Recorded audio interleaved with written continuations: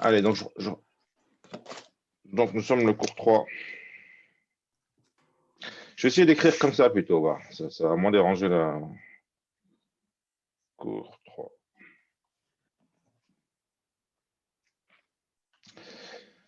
Donc, en GL, on va faire diagramme de cas. C'est un gros morceau. D'accord. Et en Java, on va faire généricité. Généricité. D'abord, on va voir un peu les interfaces. Et puis, on va parler des classes génériques avec un paramètre comme par exemple ArrayList de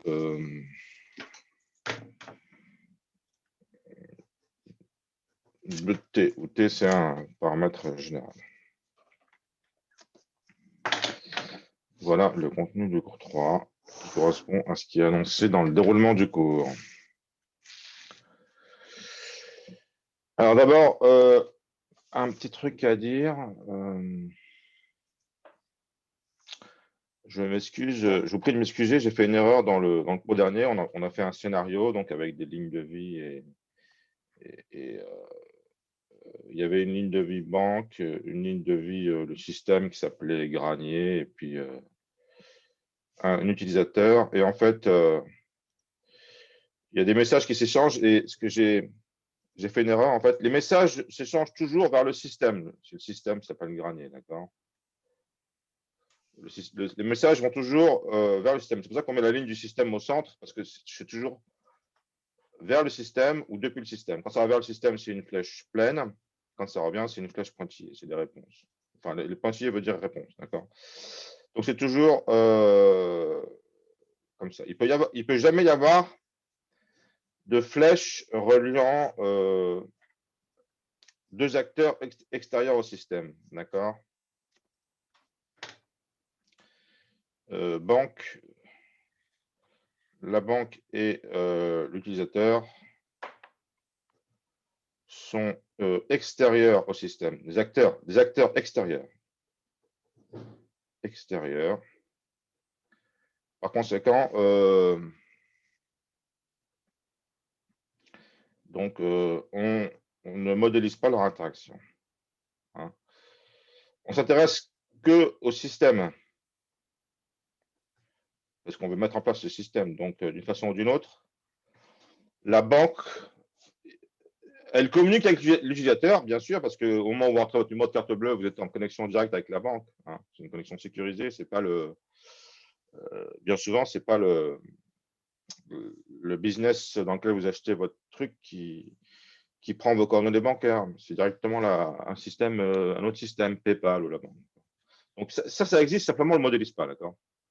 Ouais, j'ai fait une erreur dans l'autre truc, je l'ai modélisé.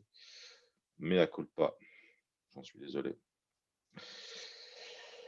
Ok, donc on commence diagramme de cas. Alors, bon, je fais un cours, autant que je suis un peu le cours. Donc,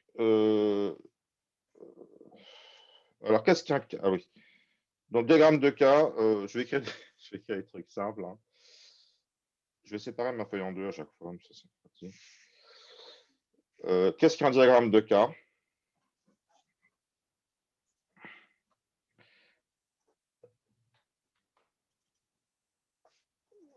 C'est un truc un peu compliqué sur lequel vous serez noté, d'accord? Et ça comprend deux trucs, des cas et des acteurs. Les acteurs, on a déjà vu ça un peu la semaine dernière. Les cas aussi, en fait. Qu'est-ce qu'un cas? C'est une fonctionnalité du système. Oui. C'est une fonctionnalité du système. Fonctionnalité associée. Je vais déjà donner une définition, mais à une utilisation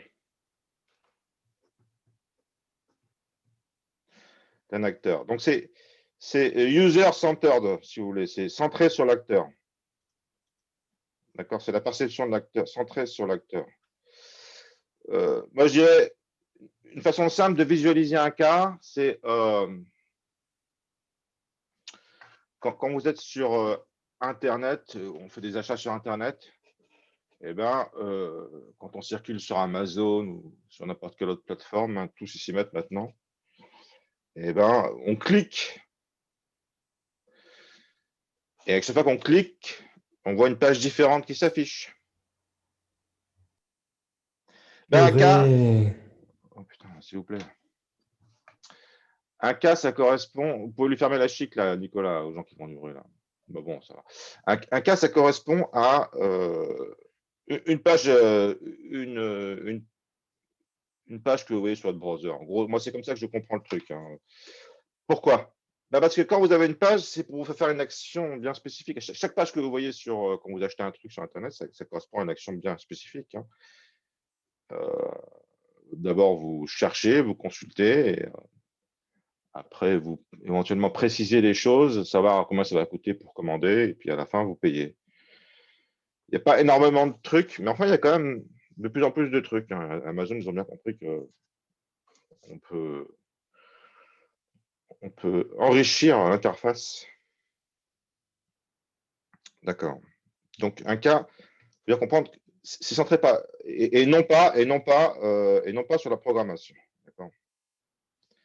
Un, un cas, c'est pas un sous-programme. C'est pas une sous-tâche. Une remarque? Non. Ok. Donc, les cas, on va les placer dans le système. Donc, le système, ça va être délimité par, bon, je vais dessiner le système, hein. Le système, ça va être délimité par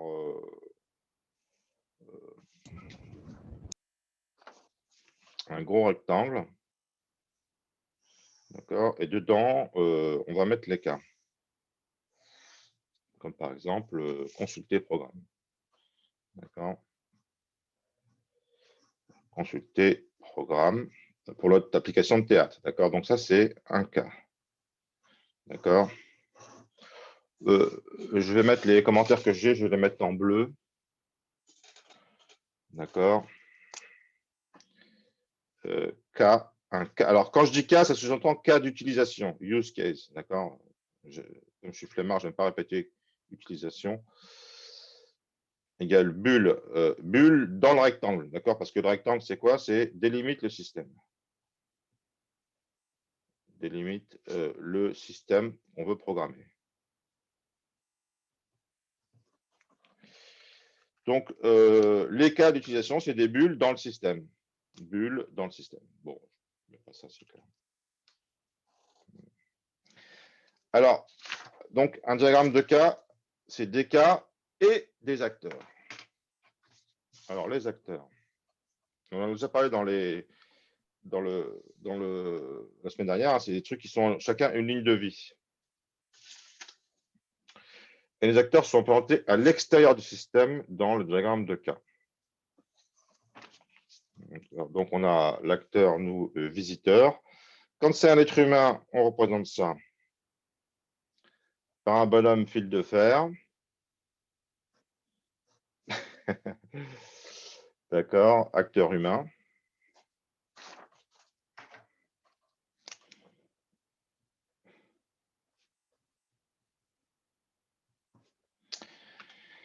Et quand c'est pas un bonhomme, on écrit juste acteur. On fait un rectangle, on écrit juste acteur. Entre deux paires de guillemets, d'accord.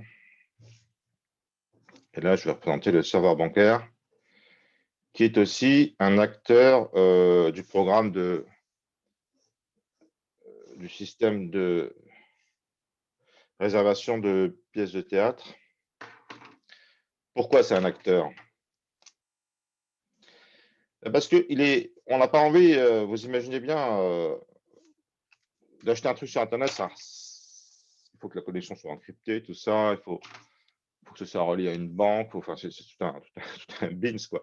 Ce truc-là, c'est certainement pas la personne qui développe le système Granier de théâtre qui va se taper de le développer. Non, il sous-traite avec une banque ou avec un PayPal ou je ne sais quoi. Et donc, c'est en dehors de son système. D'accord. On va voir en TP d'autres acteurs qui peuvent être en dehors du système, l'acteur horloge, l'acteur messagerie. C'est pareil, le fait d'envoyer un email, on traite ça comme une fonctionnalité qui est déjà implémentée ailleurs. On ne va pas se la taper, donc ça va être aussi un acteur extérieur. Envoyer des mails, horloge. Alors, les acteurs peuvent être liés par une flèche de généralisation. Donc, on a un autre acteur dans notre système, c'est, alors celui-là, c'est, on va dire que c'est un visiteur. Alors, je vais mettre visiteur anonyme. C'est un acteur qu'on trouve souvent, c'est pour ça que je vous l'écris. Hein, et il est bien connu, celui-là. Qu'est-ce que le visiteur anonyme? Eh bien, c'est le visiteur qui n'a pas tapé de username et de mot de passe. D'accord? Il n'est pas identifié par le système. Maintenant, plus ça va, moins ça existe, les visiteurs anonymes. Parce que dès que vous achetez un truc, je ne sais pas vous, mais moi, je prends tout de suite un login parce que j'ai envie de suivre ma commande, tout ça. J'ai envie de, à partir du moment où je pose de l'argent, j'ai envie de pouvoir revenir pour vérifier ce qui se passe. Donc, on est de moins en moins anonyme sur Internet. Et maintenant, on a un autre type de visiteurs, c'est les abonnés. D'accord. Ceux-là, ils sont identifiés, bien sûr. Ils ont un login, un mot de passe, puisque le système peut pouvoir les reconnaître. D'accord.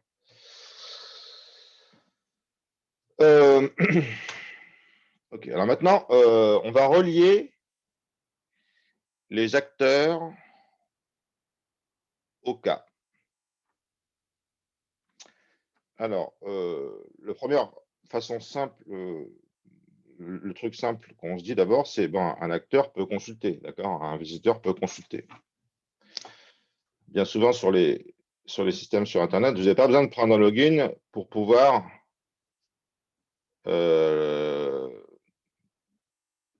regarder ce qu'il y a à vendre, hein, parce que ça n'irait pas. Sinon, si vous obligez l'acheteur potentiel a déjà entré ses données personnelles avant d'acheter, il se barre avant d'avoir cliqué nulle part, d'accord? Il se dit, mais c'est quoi ce délire, quoi? D'accord? Donc, le visiteur anonyme, il peut consulter le programme. Et les abonnés aussi, bien sûr, ils peuvent consulter le programme. D'accord? Mais on n'a pas envie, d'écrire ces flèches parce qu'en fait, on se rend compte que tout ce que peut faire le visiteur anonyme, l'abonné, il va pouvoir le faire aussi. Donc, on préfère dire que l'abonné est un cas particulier de visiteur anonyme. Ou le visiteur anonyme généralise l'abonné. D'accord? Une moyen mnémotechnique de mémoriser cette flèche, c'est de se dire, mais c'est pareil qu'une classe qui extend une sous-classe, en fait. D'accord? Une classe qui étend une sous-classe peut faire tout ce que. Non, excusez-moi, une sous-classe. Une classe qui généralise, qui étend une autre classe, peut faire tout ce que fait la classe qu'elle étend. Là, c'est pareil, d'accord? Je vais vous l'écrire, c'est important. L'abonné étant le visiteur. Je vais écrire cette forme-là, ce sera clair comme ça. D'accord? Ça, c'est une flèche de. Alors, comment on appelle ça? Je vais vous donner l'intitulé exact. Flèche généralisation. Donc, ouais, le visiteur anonyme généralise l'abonné. Le visiteur donc, généralise l'abonné.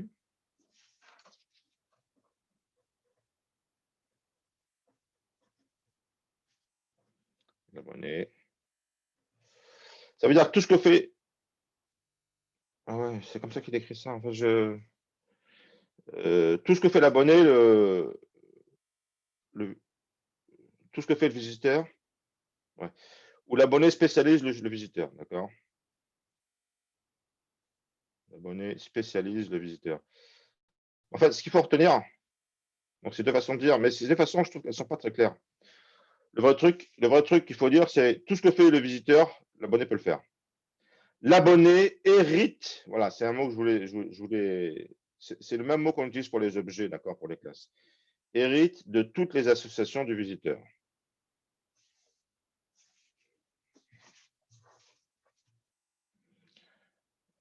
Voilà, là, je pense que c'est clair. Les associations du visiteur.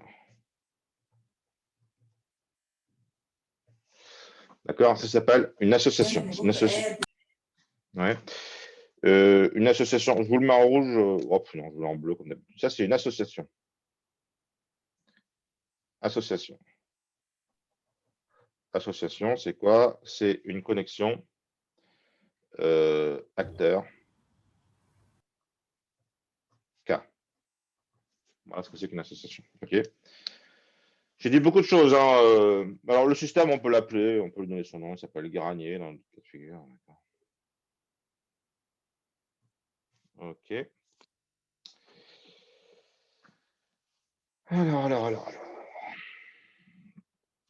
Alors, chaque cas d'utilisation est. Oui, bon, je Du coup, réfléchis. j'ai une question.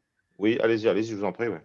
Pourquoi le système, vous l'appelez granier à chaque fois? C'est une C'est le nom qu'il a dans le document que je vous ai mis dans le cours là, de GRT de Thibaut. C'est mon document de travail. Ok. Mais c'est C'est pour pas une ça que je mets Granier. convention ou quoi que ce soit. Non. Bon, je le C'est vire si à ça vous refaire. perturbe. Je le vire. Allez. C'est rien, c'est rien. C'est Ok. juste. Non, non, mais je voulais juste poser la question. Non, non, mais ça, je me rends compte que je me donne des trucs qui vous mettent sur une mauvaise piste. Alors, granier, je ne sais pas pourquoi il appelle ça granier. Il faut que j'évite de donner des trucs qui ne sont pas pertinents, si ça vous met sur des mauvaises pistes. C'est le système de réservation de billets de théâtre, hein, qu'on a vu la semaine dernière, que je reprends, hein. Je n'ai pas illustré le cours avec 36 systèmes différents, je prends toujours le même, hein, pour le meilleur ou pour le pire, hein. De toute façon, ils se valent tous, ce système, c'est un peu toujours le même temps de système, hein. On achète des trucs, et puis il y a des cas particuliers. On veut illustrer en fait les différents cas possibles. Et ça va être mon propos. Et j'ai aimé ce système-là parce qu'il est en quelque sorte un système minimal qui illustre tout ce qu'il y a besoin de savoir avec ces cas, d'accord? Donc voilà. Puis c'est mon ancien prof, alors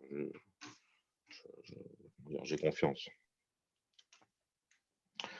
Alors après, une fois qu'on a consulté le programme, on peut acheter.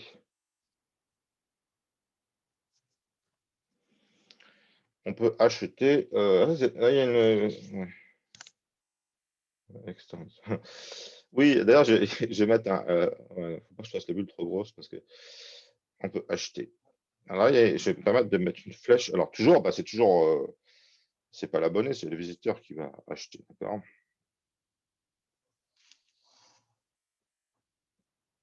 Acheter. OK. Alors, est-ce qu'on peut acheter. Donc, acheter une place, d'accord? On remarque, non, on peut acheter une place, ouais, on peut acheter. OK. Alors, un cas peut inclure des sous-cas. D'accord? Lorsqu'on achète des places, ça peut être soit.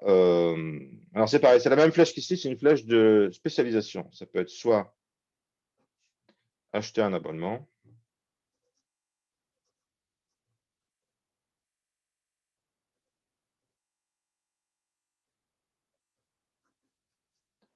d'accord? Soit acheter des places.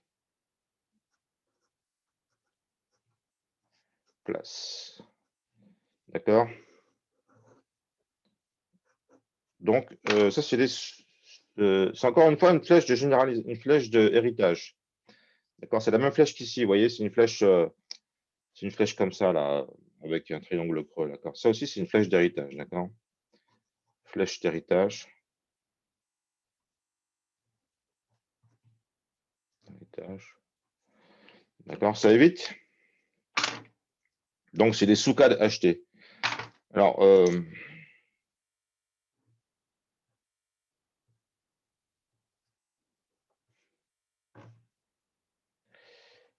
acheter. Ça évite de. Alors, je vais préciser pourquoi on fait des sous-cas. Là, je ne suis pas encore en mesure d'expliquer. D'abord, donc, il y a trois trucs à savoir. Trucs à savoir sur les organisations des cas. Je mets à droite. Moi, je mets sur une autre feuille.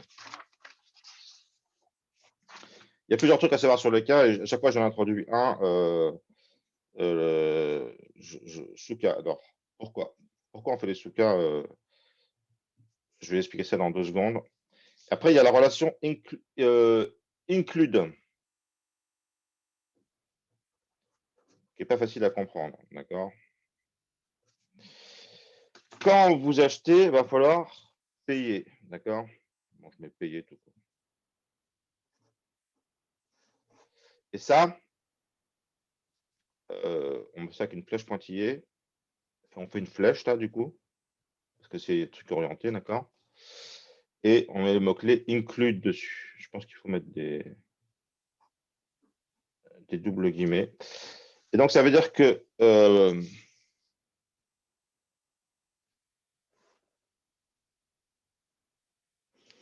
d'accord, ça veut dire que acheter comporte systématiquement un paiement.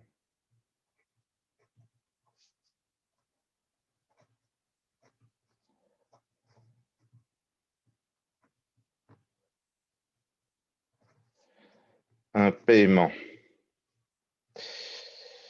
Un paiement, d'accord. Quand vous achetez, systématiquement, vous devez payer, quel que soit le truc que vous achetez.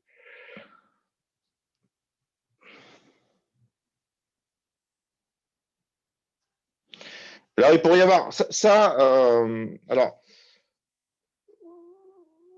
pourquoi? C'est un peu la même raison pourquoi est-ce qu'on fait des cas inclus, pourquoi est-ce qu'on fait des sous-cas, pourquoi est-ce qu'on fait des généralisations, des héritages entre acteurs. En fait, c'est toujours la même raison, c'est pour simplifier les diagrammes. D'accord? Pour simplifier les diagrammes. En factorisant. En factorisant, d'accord?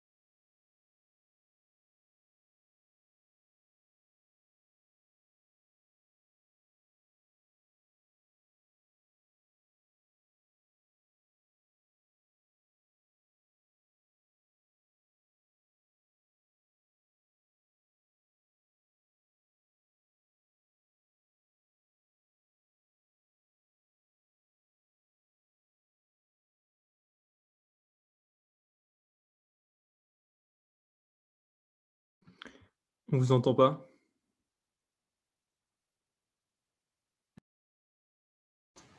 Oui, c'est de ma faute, monsieur, désolé. Ah, c'est pas grave.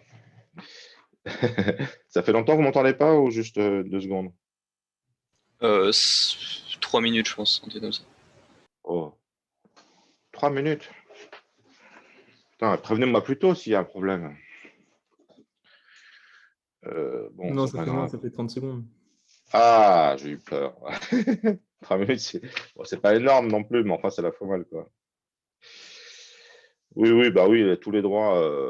On va me couper la chic au fond. Mais je prends quand même un code à chaque fois parce que sinon, j'oublie de faire rentrer les gens. Et je peux pas tout. Je peux pas être à la fois concentré sur la salle d'attente et le cours. Et donc, à chaque fois, je prends un grain différent parce que je ne vais pas non plus ennuyer toujours la même personne. Donc, j'étais en train de dire que aussi bien le fait de faire des sous-cas, le fait de faire des includes, le fait de faire des héritages, de structurer les choses de façon à simplifier les diagrammes en factorisant les choses. D'accord. Et s'il n'y avait pas ces flèches donc, de sous-cas, il faudrait relier celui-là et celui-là au visiteur et à payer aussi. D'accord. Et le fait qu'on isole payer comme une tâche à part, d'abord, c'est justifié parce que payer, c'est vraiment une tâche à part. C'est perçu comme ça par l'utilisateur. Il se dit, bah, tiens, bon, OK, je paye.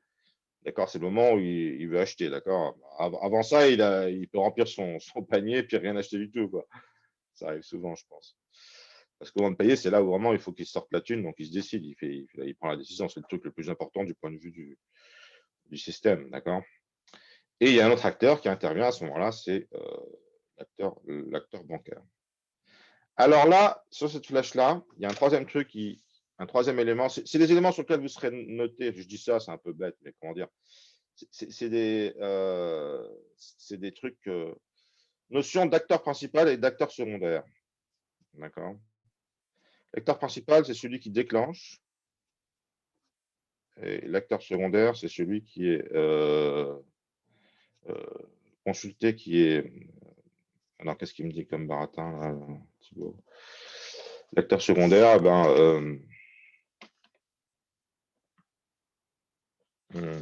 c'est celui qui est impliqué dedans. Impliqué. Il est déclenché quelque part. Celui qui déclenche et celui qui est déclenché. Il est déclenché. En général, c'est pas un être humain. Non, mais ça peut être aussi un être humain.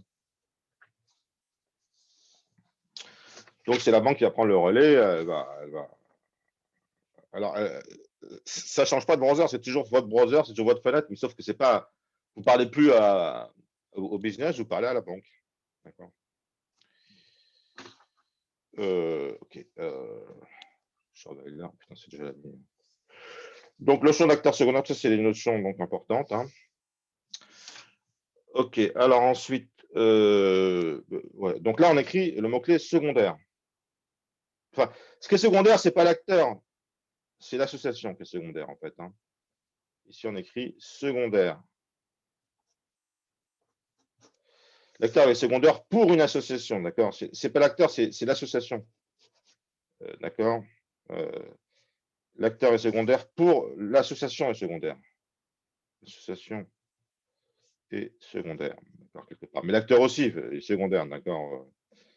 D'accord. L'acteur, il n'est pas secondaire dans l'absolu, il est secondaire pour une association. Je pense que vous avez compris. OK. OK. Alors ensuite, qu'est-ce que. Alors, un autre intérêt de faire un include pour payer, c'est que s'il y avait d'autres actions qui cherchent à faire payer quelque chose, on pourrait les relier vers payer, d'accord. Ensuite, il y a la relation. Le dernier truc, c'est la relation extends.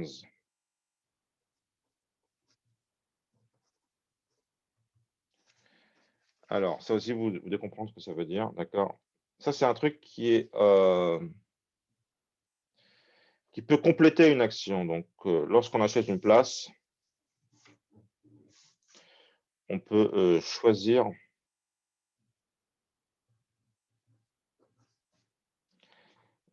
extends, donc choisir un siège, et ça, c'est pas obligé, d'accord. C'est pareil quand vous prenez l'avion, il vous demande si vous voulez choisir votre siège, et pour ça, vous devez payer. Ça arrive qu'il vous fasse payer plus cher pour ça. Mais c'est pas obligé. Vous n'êtes pas obligé de choisir votre siège, d'accord. Donc, extends, c'est pas obligé, je marque ça en bleu. J'ai l'impression que vous ne voyez pas très bien la différence entre le bleu et le noir. Hein. C'est bon, c'est comme ça. Mon rouge, je ne marque pas très bien, alors ça se voit un peu mieux. Donc, on peut choisir, mais c'est pas obligé. D'accord. Donc, extend, c'est. Je vais monter mes feuilles. Extend, c'est une action complémentaire. Une action optionnelle.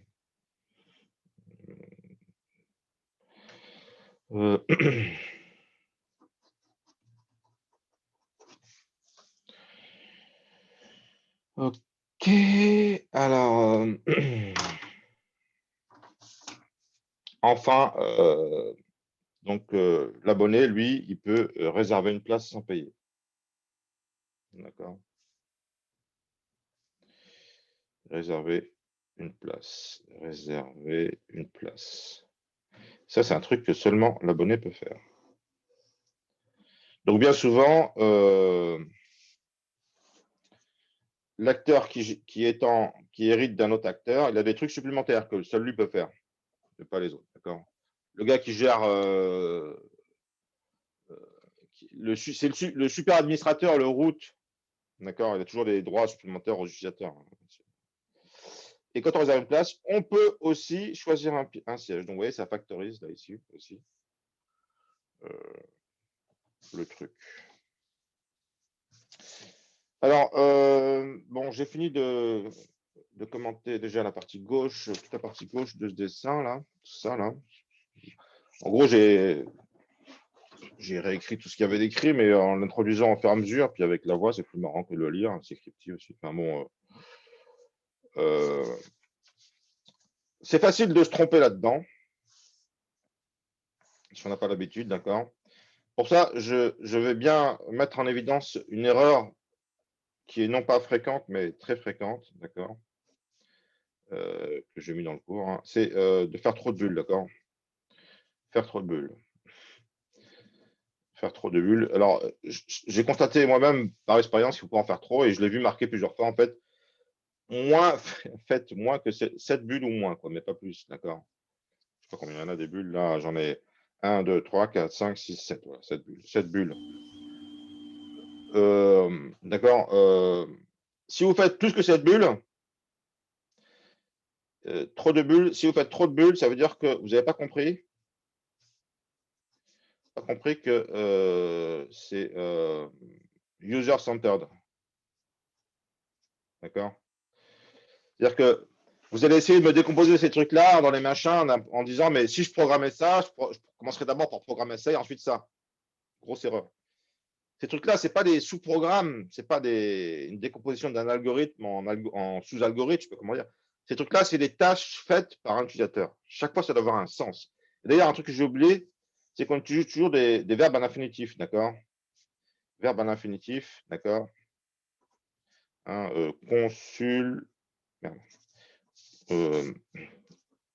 consulter, acheter, d'accord. Payer, choisir. Vous voyez, c'est toujours des verbes à l'infinitif. Ça vous met sur la bonne voie de faire comme ça, d'accord. Voilà, réserver aussi. Réserver. Réserver. Voilà. Une convention qui permet d'éviter les erreurs. OK. Est-ce qu'il y a des questions jusqu'à présent, ce que j'ai dit là? Allez-y, lâchez-vous si vous avez des questions. C'est clair pour tout le monde? On a 86 personnes, ça va.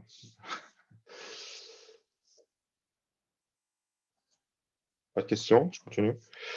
Alors après, il y a donc en suivant les conseils de Thibaut, hein, j'ai commencé par faire le scénario, parce que c'est comme ça qu'il m'a dit, c'est comme ça que ça se fait en vrai dans l'industrie. Après, en fait, les messages de ce scénario, ça correspond au nom des cas d'utilisation. Vous voyez, acheter, consulter, voilà. Mais il y a d'autres mots, il y a d'autres trucs. Il y a OK, le gars il dit OK, enfin, réservé. Beaucoup de messages, c'est en fait les noms des cas. Mais il y a aussi d'autres trucs qu'il faut penser, d'accord. C'est un peu plus riche quand même. Puis il faut penser aussi qu'est-ce qu'on met dedans, d'accord. À chaque fois qu'on dit OK, il faut dire le prix que ça a, une référence, d'accord. Il faut s'imaginer vraiment quelles sont les informations qui doivent circuler dans le système, dans un scénario, d'accord. Donc en fait, voilà. Et puis un scénario peut mettre en jeu plusieurs cas, d'accord. Donc voilà, c'est marrant. Bon, en fait, il y a la dernière partie sur laquelle il faut que je passe un petit peu de temps, c'est description détaillée d'un cas. D'accord. Alors, quatrièmement,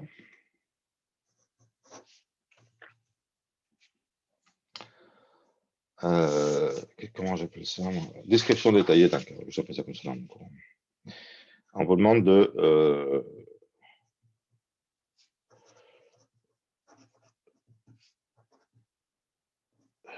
pour chaque cas, enfin pour chaque cas, dans un examen, je ne vais pas vous demander de faire chaque cas, ce serait trop long, d'accord. Je vais vous demander un cas, de dire c'est quoi le cas détaillé. Donc, on peut faire un tableau, avec tout ça.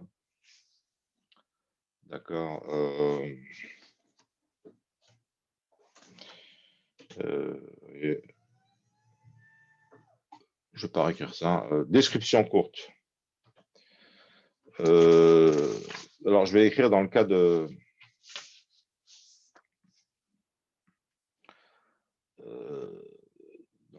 pour le cas acheter, d'accord. Je fais le cas d'utilisation acheter place. D'accord. Enfin, c'est ce que ça correspond donc à ce cas-là. D'accord. On va s'intéresser à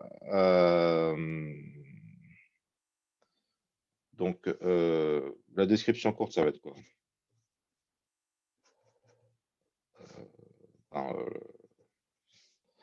Un visiteur paye des places pour un spectacle, d'accord? Courte. Réserve et paye des places. Un visiteur. On précise c'est qui l'acteur. Réserve. Non, en fait, je dirais d'abord il paye des places et donc il les réserve en les payant, d'accord? Une fois qu'il les a payés, il les a réservés. Je préfère mettre ça dans cet ordre-là parce que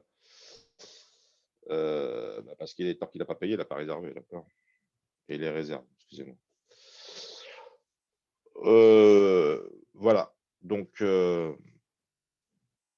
voilà, il faut dire ce qui se passe, d'accord? Donc en fait, vous voyez, ça inclut dans le diagramme, quelque part, quand je dis ça comme ça inclut le fait de payer, qui est inclus dans acheter, d'accord? Après ça, quels sont les acteurs impliqués? En fait, c'est une fois que vous avez fait le diagramme des cas, il faut le faire, à la limite, il faudrait peut-être le faire avant le diagramme des cas. Ben, les acteurs impliqués, ça va être le visiteur. Alors, je vais baisser le truc là à nouveau. Parce que ça va être le visiteur qui achète, mais aussi, à la fin, la banque. D'accord? Donc, c'est l'acteur, il y a le visiteur et la banque.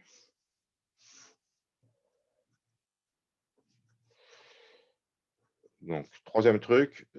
Ah oui, moi, j'ai mis en deuxième, ça, c'est pas grave. Ouais, parce que je suis l'ordre du cours. Contexte. Mon contexte, il n'y a pas dedans. Contexte. Ça, je passe contexte. Alors, entrée, précondition. Précondition. Voilà. Mais pour acheter les places, qu'est-ce qu'il faut?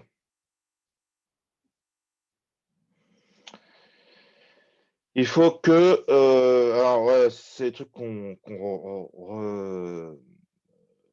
reverra. Il faut qu'il y ait un spectacle, un numéro spectacle.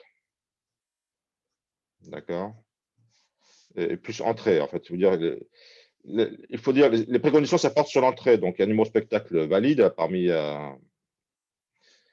des spectacles existants. Mais ça va être automatique parce que le gars, il va cliquer, il va sélectionner un spectacle parmi une liste de spectacles. D'accord? Donc, il ne va pas rentrer un numéro. Donc, le numéro sera bon d'entrée de jeu, quoi.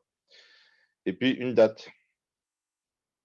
Ça aussi, ça peut être automatique. Mais si ça ne l'est pas, si le gars, il sélectionne une date indépendamment du spectacle, peut-être qu'il peut sélectionner une date où le spectacle n'a pas lieu. D'accord? Donc, la précondition, elle porte sur les entrées. D'accord? Qui porte sur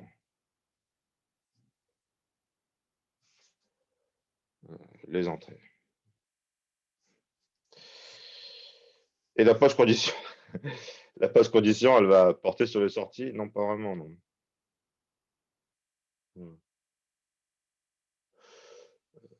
Dans une référence. Ouais, post-condition, sortie. Post-condition sur les sorties. sur les sorties, d'accord. Sortie, il faut qu'il y ait une référence, d'accord, quelque part. Il faut que le gars, d'une façon ou d'une autre, il puisse prouver qu'il a payé la place quand il va se pointer au théâtre, d'accord. Donc, ou un code barre, ou un, comment ça s'appelle, les codes pictogrammes, là. Pictogrammes, ou billets, je ne sais pas. Enfin, en même temps, c'est les pictogrammes.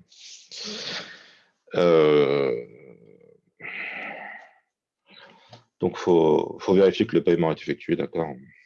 Si paiement effectué. Voilà, vous décrivez les sorties, ce qui se passe.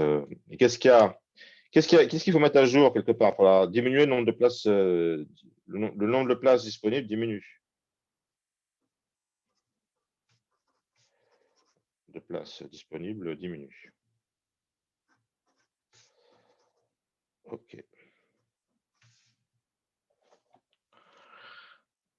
Puis après, il y a les scénarios principaux et les scénarios alternatifs. D'accord. Alors, c'est pas tout à fait un scénario, c'est diagramme de séquence, enfin, séquence normale.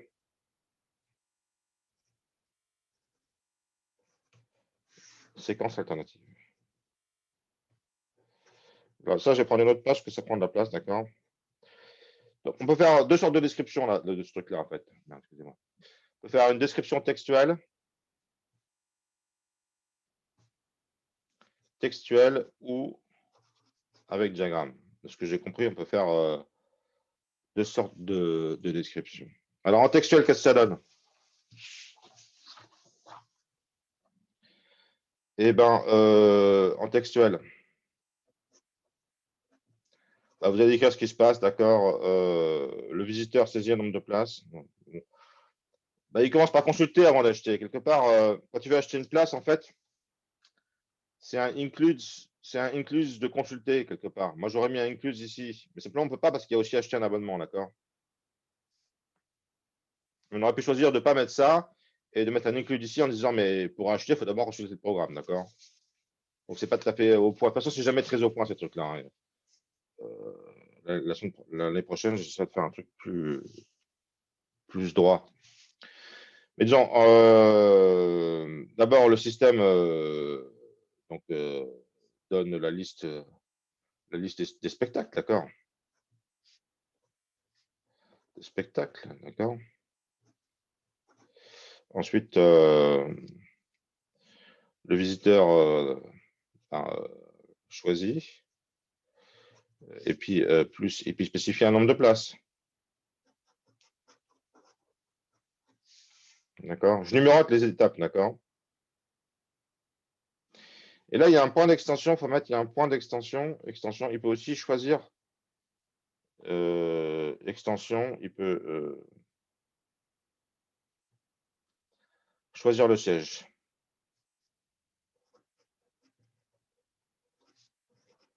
Choix du siège.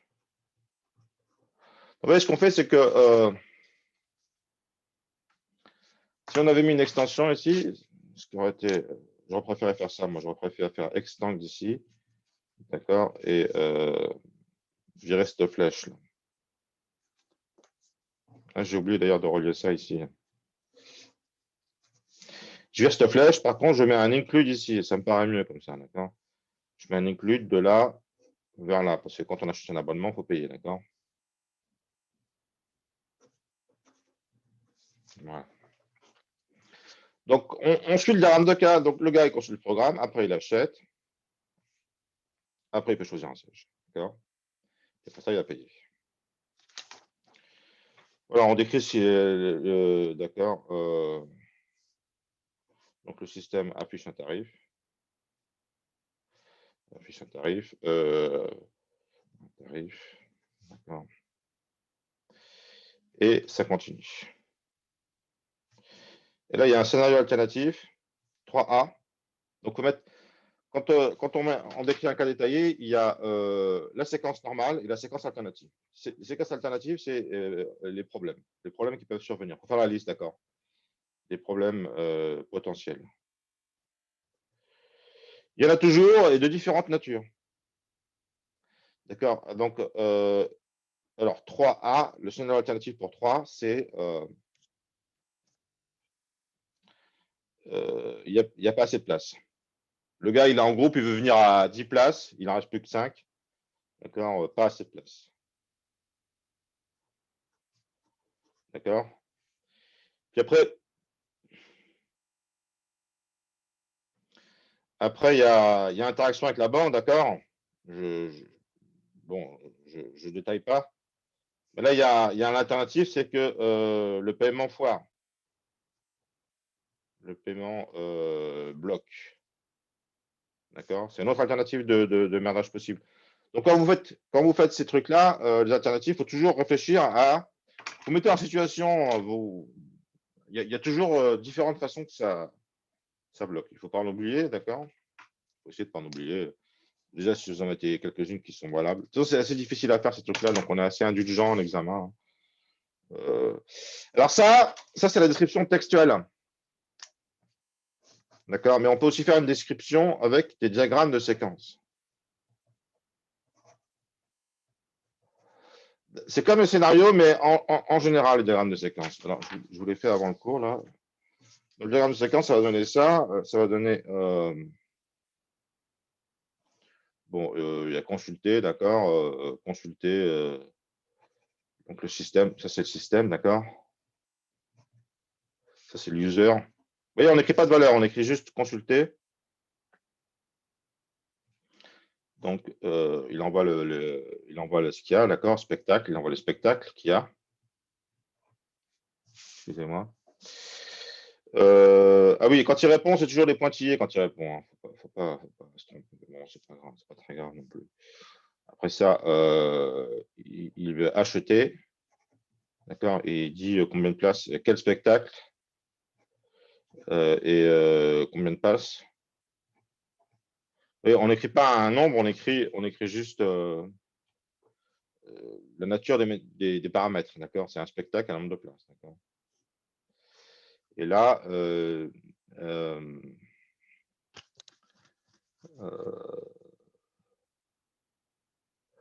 là, il indique le prix que ça va coûter.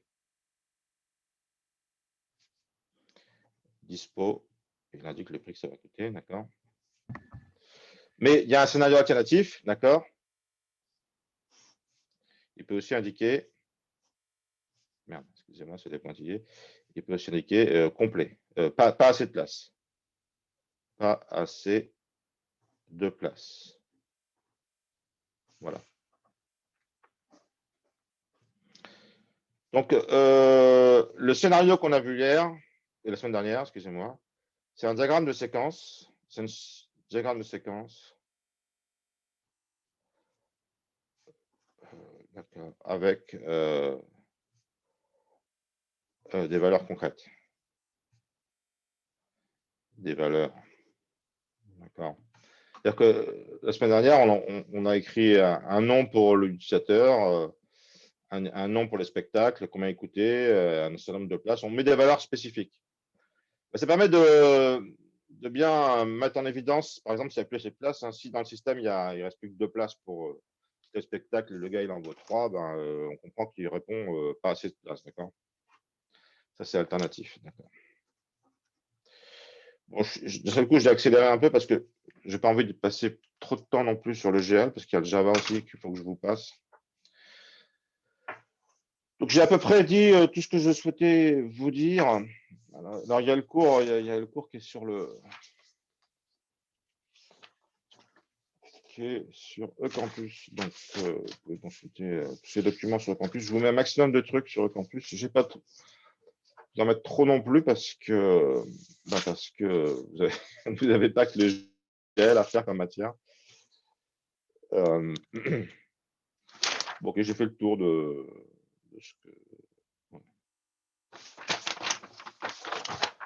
ce que je voulais vous dire. Et c'est assez important. Donc, la semaine prochaine, on fera un TD sur ça. D'accord. TD Simplane qui est assez difficile. Est-ce qu'il y a des questions? 37. Des questions une fois. Des questions 2 fois. Ah ouais, ouais, j'ai oublié de regarder sur le chat, hein. J'allais poser la... C'est pas plutôt un acteur non humain? Ah, c'était quoi la question de Bédier, là? Ouais. Monsieur, j'ai misclick votre micro. Voilà, j'ai rien vu des chats, excusez-moi. Ah. La flèche n'est pas du bon côté. Vous pouvez montrer la feuille d'avant. Ouais, mais vous êtes marrant, vous rester dans le silence, dans un silence total. Moi, je parle à 84, 86 fantômes. Il ne s'exprime que par le chat, hein. Euh, Alors, voyez voir, la feuille suivante. Celle-là, cette feuille-là, vous voulez voir?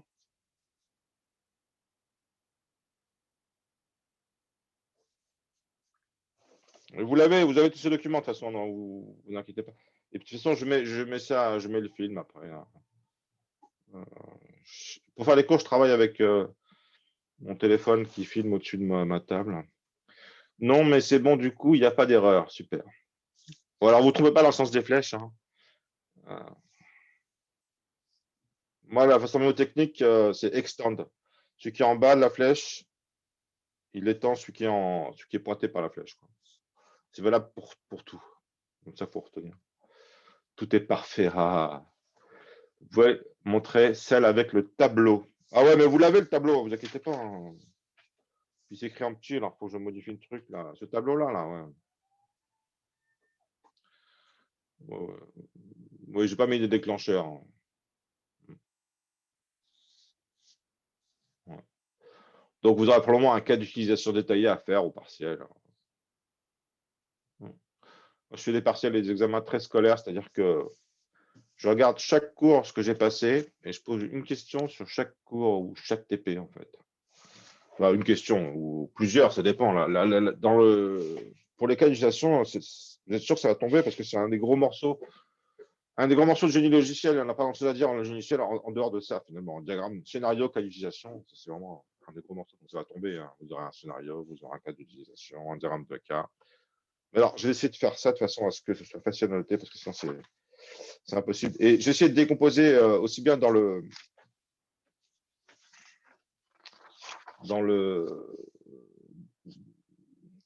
partiel que dans le TP. Ma pédagogie pour le TP, c'est vraiment de prendre l'ancien énoncé que m'a été légué par Thibaut et de faire une quantité de petites questions, d'accord, de petites questions pour avancer, synchroniser et puis pour décomposer les problèmes, d'accord. Ça permet facilement de noter aussi, sinon c'est très dur à noter, ça, d'accord. Je fais chaque fois des questions très ciblées et je regarde si la personne répond ou pas. Et comme ça, je peux noter relativement facilement, sinon c'est impossible à noter, je trouve. Bon, on arrive sur la programmation générique. Donc, c'est le deuxième volet du cours. Et donc, je suis un peu en retard, mais c'est pas grave, j'ai moins de trucs à dire. Alors, je vous ai mis d'abord un document que c'était. J'ai hésité entre deux documents, la suite droite, suite gauche, que m'a légué Thibaut. Ça, c'était un truc de programmation en direct. Il faisait beaucoup de ça, Thibaut. Il programmait pendant le cours des trucs, d'accord. Alors, moi, quand je ne suis pas tapé au clavier suffisamment rapidement, je vous ai mis le programme sur le campus, puis je l'ai enlevé. Finalement, j'ai décidé de faire un truc plus simple. Je trouve que c'était un peu compliqué, ça. Et donc, je vais vous faire des rappels sur cette interface d'abord, et puis après, la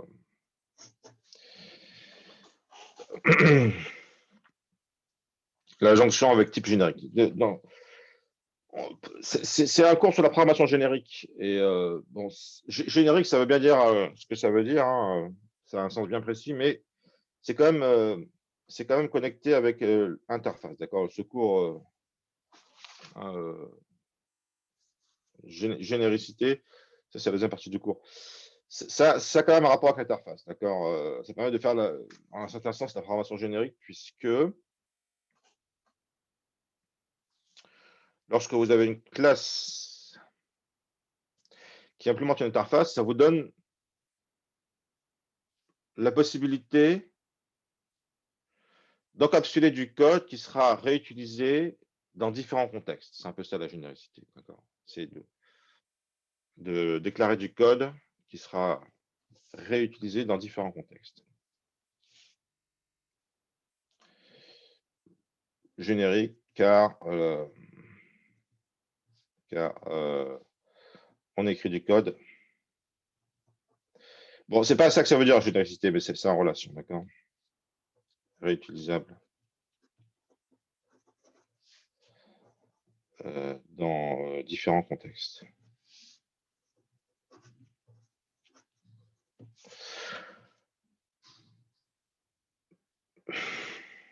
Bon, d'abord, donc une interface I. Une interface, c'est quoi? C'est une suite. Comme ça a été dit plusieurs fois, mais je le répète, d'accord? C'est seulement des entêtes. Des entêtes de fonctions, de méthodes, plutôt. D'accord? Et puis aussi, on peut mettre aussi des constantes, quand même. On peut déclarer des constantes dans l'interface. Mais il n'y a pas de code.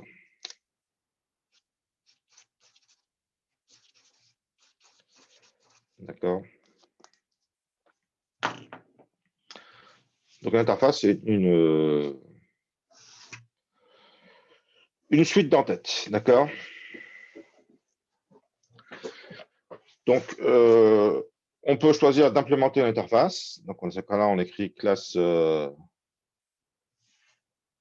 Alors, je cherche une interface que vous allez implémenter. Vous allez implémenter l'interface list. Vous allez implémenter classe fixed capacity. D'accord. Implements list. D'accord. Avec un S. Donc, le mot-clé, c'est implements avec un S. Bon, en vrai, list, c'est une interface paramétrée. Donc, il y a le fameux métier dont on va parler dans 5 minutes. D'accord. Mais je donnais cet exemple parce qu'on va l'utiliser en TP là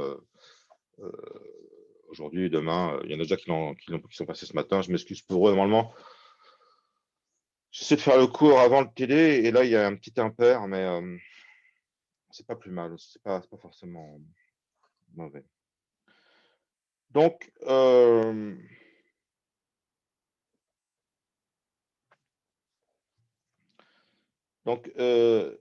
classe qui implémente une interface.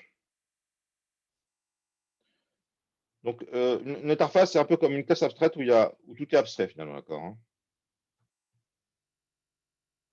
Alors, on peut implémenter plusieurs interfaces.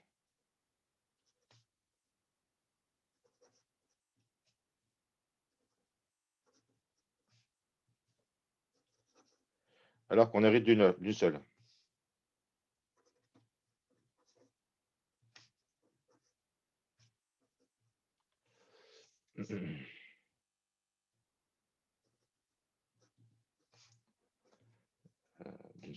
D'accord.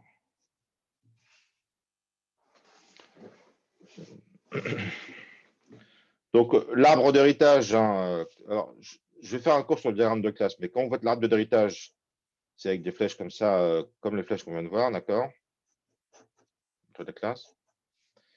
Et quand vous faites donc classe, classe, donc c'est un arbre, parce qu'on aurait d'une seule, d'accord? Etc. Ça, c'est un arbre. Tandis que l'interface, alors on écrit interface, d'accord, et ben c'est des flèches pointillées et il peut y en avoir plusieurs. Donc ça veut dire que cette classe implémente cette interface. Alors pourquoi faire des interfaces? Ben, pour réutiliser du code.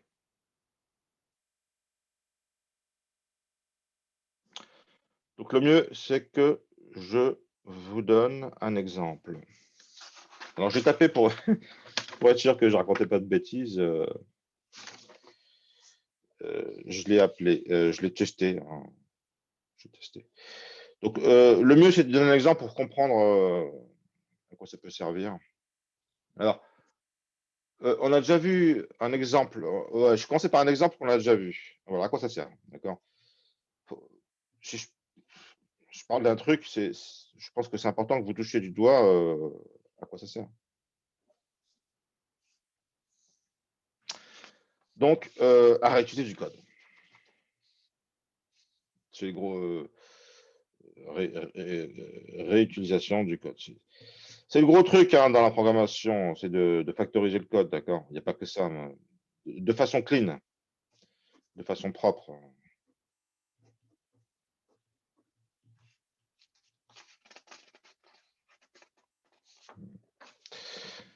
Donc, alors, exemple déjà vu, je vous donne deux exemples. Un exemple déjà vu. Donc, exemple TP1. Là, j'y pense tout de suite, donc je ne vais peut-être pas être très rapide pour. Alors, attendez, je fais un petit share screen rapidos. Là. Donc,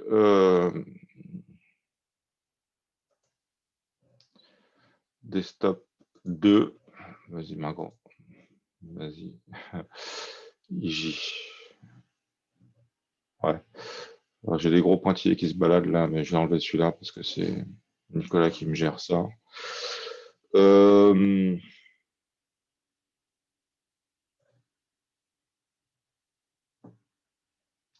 Si vous voulez que je fasse des trucs, il faut me le dire à voix haute, pas sur le chat. Hein. Je suis désolé, je zappe le chat parce que. Enfin, non, j'essaie de ne pas le zapper, hein, mais je n'ai pas le réflexe de regarder.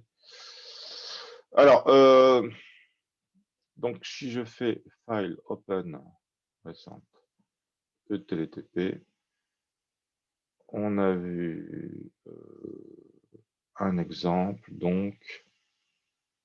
Alors, dans le TP NRN corrigé, en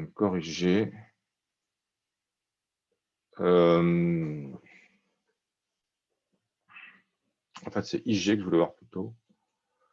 Zone cliquable.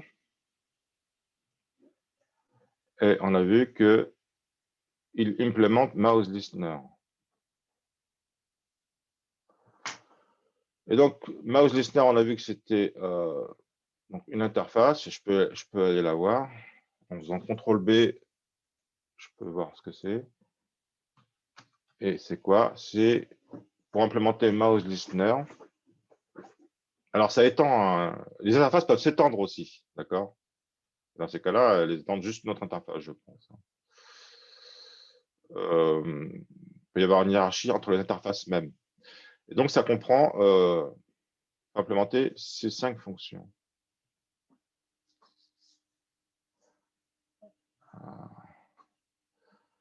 Alors,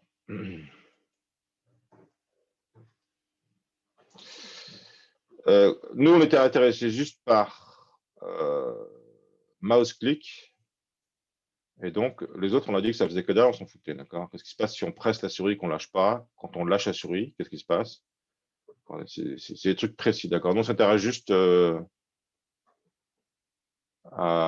clic, c'est-à-dire le fait d'appuyer et de lâcher. Et on forward ces deux trucs vers deux fonctions qui sont déclarées abstraites, d'accord? Mais une fois qu'on a fait ça, en fait, du coup, notre zone cliquable, ça devient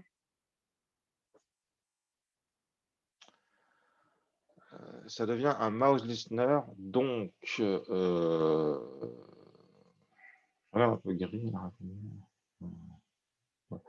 Donc ça suffit finalement à l'intérieur de. Il n'y a pas d'autre chose hein, finalement. Comme c'est un élément graphique, après il se débrouille, lui. Oh, il n'y a pas autre chose. Après, il se débrouille. D'accord. Comme d'une part, c'est un JPanel et qu'il implémente le mouse listener, et ben, dans sa mécanique interne de Swing, c'est le système de gestion de fenêtres, Java, il va se repérer. D'accord. Il va appeler automatiquement la méthode que vous allez déclarer dans right-click. Parce que dès l'instant où on déclare un JPanel, il regarde si c'est des matchs listener ou pas. Si c'est des matchs listener, eh ben, il va les écouter. Il va écouter ce qui se passe dans le. Il va écouter la souris, d'accord, chez eux. Match listener, ça veut dire qu'il écoute la souris. Il va regarder, à chaque fois qu'il y a un clic de souris, en gros, il va regarder toutes ces JPanel qui sont des mouse listener. Il va activer les séquences. Donc, tout le code derrière ce truc-là, en fait, il est factorisé. Tout ce qu'il vous suffit de faire, c'est de dire implement mouse listener. D'accord? Ça, c'est l'exemple du TP1. Implement mouse listener. D'accord? Pour un JPanel. On ne sait pas ce que c'est qu'un JPanel, mais on s'en fout, d'accord? C'est un truc de swing, d'accord? Permet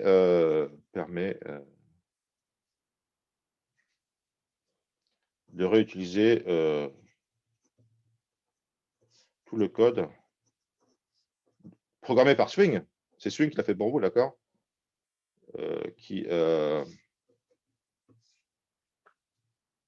Attendez, je suis en train de. Il faut que je fasse un stop share là. Tout le code de Swing qui permet de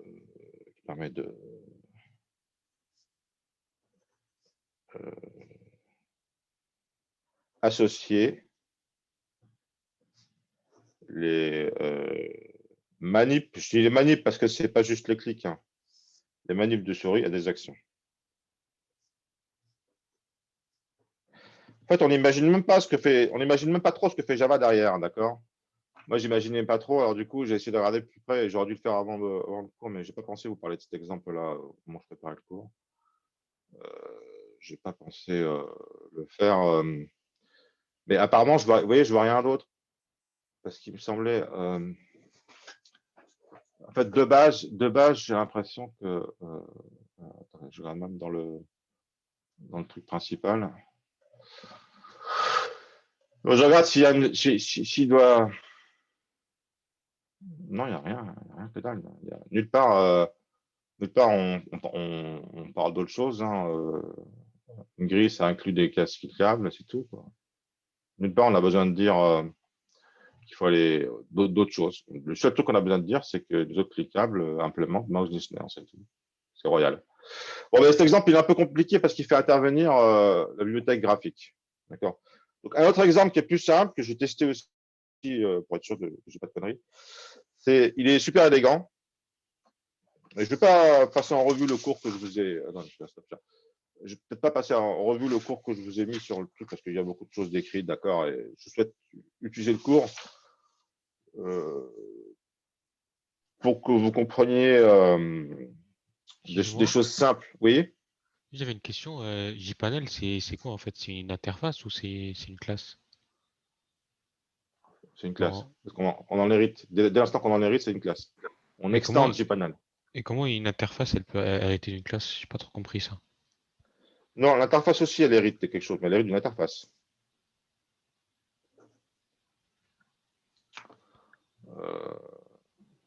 Les classes aussi peuvent être hiérarchisées, elles peuvent hériter les unes des autres, d'accord? D'accord. Mais c'est un peu plus compliqué, ça peut me préoccuper de ça, d'accord? Ça veut dire que, en gros, si vous héritez, quand vous êtes une interface, que vous héritez d'une autre, ça veut dire que toute la liste des entêtes de cette interface, vous voulez qu'elle soit dans votre interface, d'accord? Ok. En gros, imaginez qu'il y a une classe qui hérite de deux interfaces. Plutôt que d'hériter de ces deux interfaces, elle peut hériter dans une seule qui étend ces deux-là, d'accord? Ah non, mais elle ne peut pas étendre d'interface, je ne sais pas. Je sais pas. Oh! Qu'est-ce qu'il dit là, le monsieur? Oui. Bon, ok. C'est une classe de swing. C'est un élément graphique, d'accord? Élément graphique plus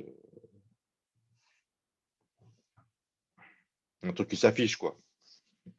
En gros, c'est un truc comme ça. Ce que j'en sais. Alors, je vous donne un autre exemple d'interface plus simple. C'est l'interface comparable. J'entends des borg-borg de temps en temps. Vous vous pouvez montrer l'exemple que vous avez par rapport à ça. Non, c'est encore ça, un vieux truc, ça. Interface comparable. Donc, c'est comme une classe, un nombre, une accolade, on la ferme plus bas, d'accord. Et là, j'ai juste un seul truc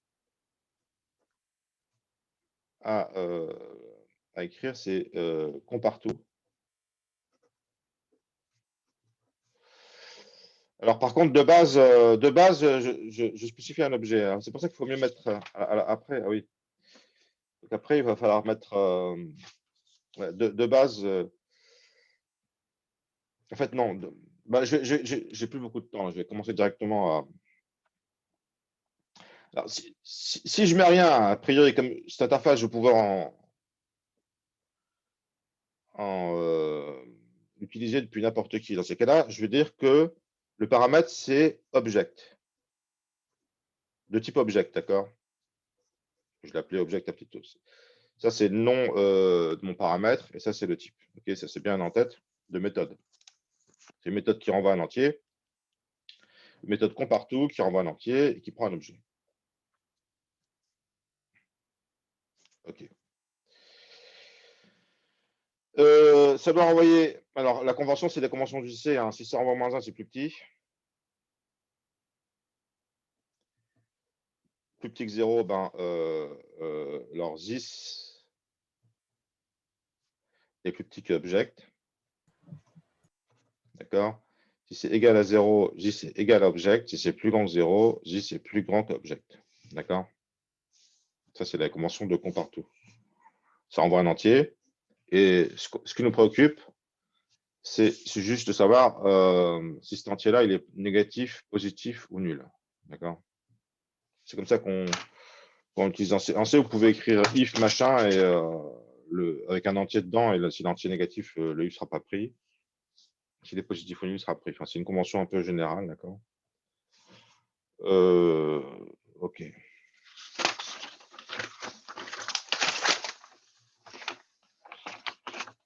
Bon, bah, dès l'instant,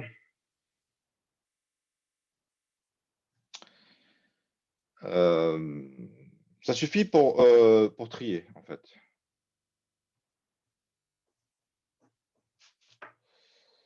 Ça suffit pour avoir accès au tri. Au tri, d'accord? Si, pour les collections.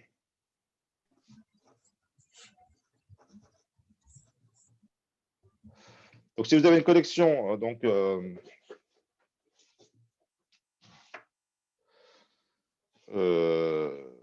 par exemple un ArrayList, c'est une collection.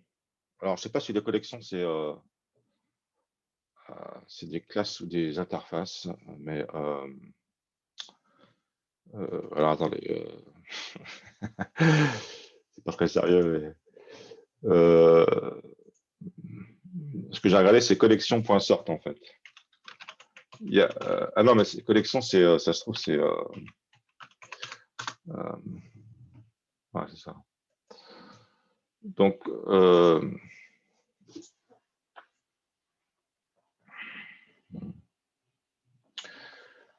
utile.collection.classe. Ouais, ouais. List of collection. Ouais, ouais. Bon, j'ai pas fouillé le truc suffisamment à fond, mais grosso modo, une collection, c'est ce qu'on appelle une collection, c'est un mot que vous avez intérêt de photographier. C'est une structure de données pour ranger une structure de données, d'accord, pour ranger, le mot-clé c'est ranger, d'accord, ranger des éléments. Donc, vous en connaissez deux collections, c'est le tableau et le ArrayList qu'on peut redimensionner.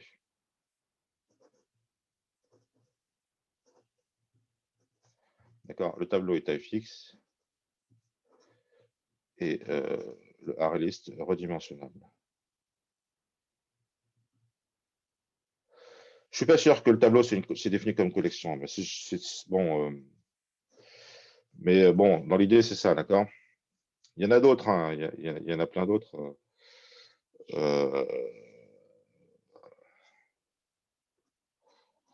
Mais c'est les plus connus.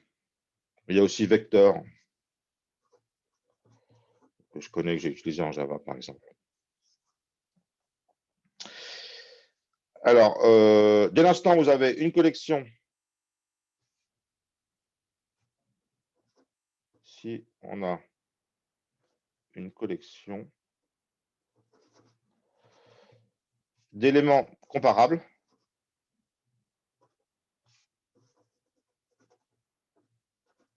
donc qui implémente une interface comparable,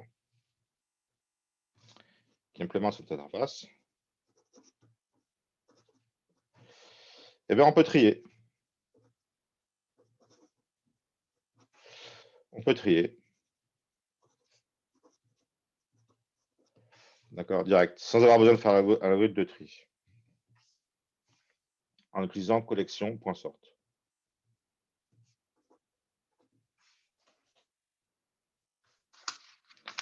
Donc, si par exemple, vous déclarez un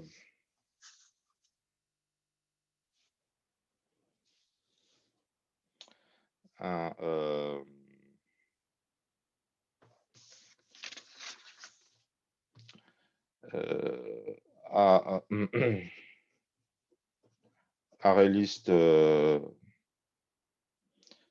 alors, comme ce sont, ça va me faire la transition avec, eh ben, on peut faire, d'accord, on met des trucs dedans, un.add, un.add de bonjour, etc. Et comme string, c'est comparable, d'accord, on peut comparer les chaînes, eh ben, on pourra faire collection.sort de A. D'accord, et ça va se trier. Alors, j'ai fait la démonstration pour vous, là, sur... alors, c'est lequel? C'est le zone cliquable. Non, c'est pas celui-là. Oui, c'est itérateur. Bon, je viens de ce truc que j'ai rentré tout à l'heure.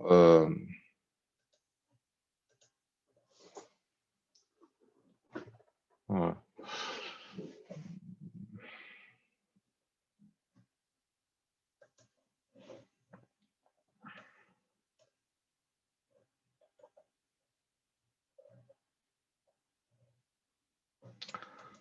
Alors, est-ce que c'est sur celui-là que j'ai fait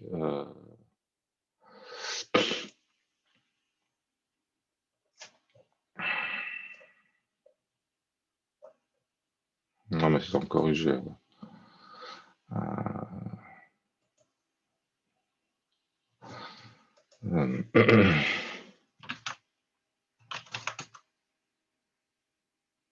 Merde, il est pas là. Je sais plus où j'ai foutu. Là, peut-être dans le squelette.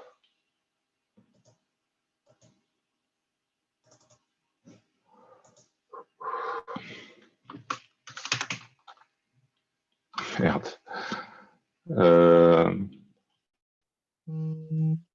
Alors, il est dans un autre truc. Bonne récente.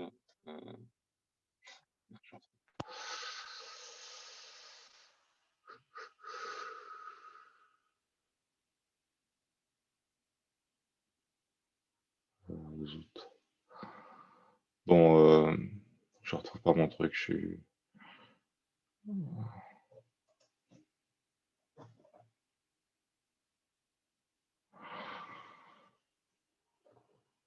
Je vais peut-être oublier de sauvegarder. J'ai pas aller le rechercher. Ça va prendre trop de temps. J'ai merdé. Ça fait chier, merde.